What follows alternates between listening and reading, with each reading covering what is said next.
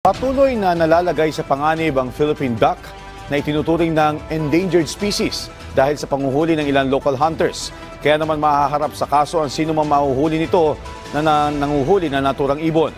Ang detalye sa balitang pambansa ni JB Santiago ng IBC 13. Ikinukonsidera na ngayong endangered species ang Philippine ducks. Pero ang problema pa, nabibiktima pa ang mga ito ng hunters dito rin mismo sa Pilipinas. At ang masaklap pa, ipinagmamalaki pa yan ng mga hunters sa kanilang mga vlog online na may libo-libong views.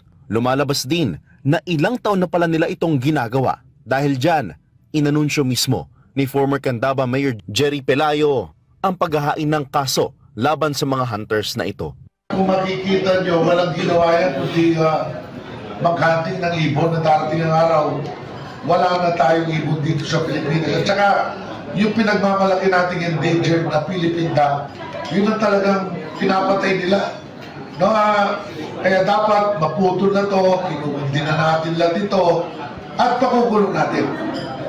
Tinatayang nasa 3,300 hanggang 6,700 na lamang ang natitirang adult population nito dahil sa patuloy na panguhuli at pagkasira ng kanilang tirahan simula pa noong 1970s.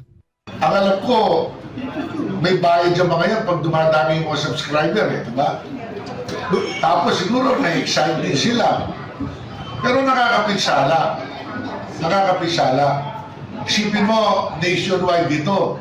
Gawin mo parang hobby at magkaroon ka ng subscriber sa YouTube.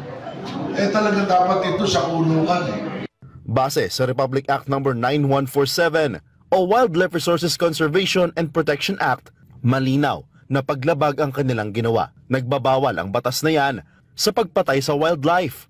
Meron itong mabigat na parusa, kabilang na ang hanggang 12 taong pagkakakulong at multang haabot sa 1 milyong piso depende sa uri ng hayop. Sa ngayon, nakikipag-ugnayan na si Pelayo sa Department of Environment and Natural Resources o DENR at sa National Bureau of Investigation o NBI para sa paggulong ng kaso laban sa mga hunters.